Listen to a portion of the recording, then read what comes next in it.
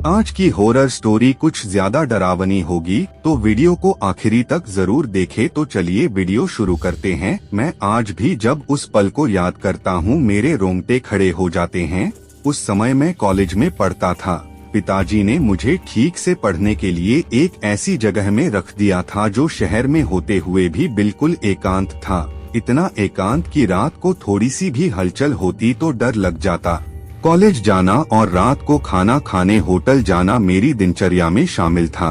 वह रात अमावस्या की रात थी, काली अंधेरी रात, उस पर भी आसमान में काले काले बादल छाए हुए एक भयानक सा अनुभूति करा रहा था। सचमुच एक भयानक माहौल पैदा कर रहा था। दूर कहीं कुत्ते के भौंकने की आवाज निस्तब्ध वातावरण में एक डरावना स्थिति ला रहा था। बिल्ली और झिंगुर की आवाजें इतनी भयावह प्रतीत हो रही थी कि लगता था अब प्राण निकल जाएंगे। दिल की धड़कन बढ़ चुकी थी, दिल दाड़ दाड़ बज रहा था। इस नाजुक वक्त में कोई भी सहारा नजर नहीं आ रहा था। भूखे पेट में चूहे कूद रहे थे। सो अलग आसमान का काले काले बादल अब तड़ित के साथ ही बिजली भी कड़कने लगे थे।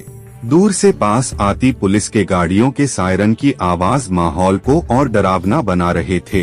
एक बार दिल किया कि होटल के लिए चल दें, किंतु जो ही दरवाजे तक आया जोर से बिजली कड़की और बढ़े हुए पांव वापस कमरे में लौट गए।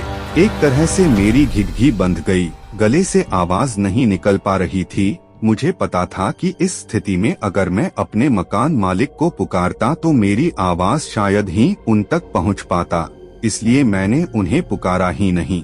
चुपचाप सब सहता रहा। बिजली भी कट चुकी थी, इसलिए अंधेरे में और इजाफा हो गया था। लगता था बाहर में कुछ प्रलय होने वाला है, किंतु इस प्रलय का जो कारण अभी उसे नजर आ रहा था वह बेमौसम की आंधी और तूफान था। किंतु इसके अंतर में कुछ ऐसे भेद छुपे थे जिसका पता लगते ही सारा डर कपूर की तरह उड़ गया।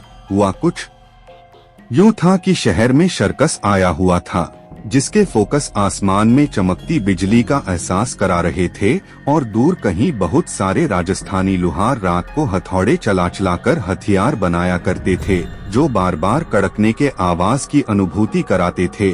कुत्ते और बिल्लियों की आवाजें वैसे तो रोज आती ही रहती हैं, तो ऐसा कुछ नया नहीं था जिससे इतने खौफनाक स्थिति की प्रतीति हो, पर प्रत्यक्षत हो तो यही रहा था। अब सच्चाई जानते ही सारा डर जा चुका था।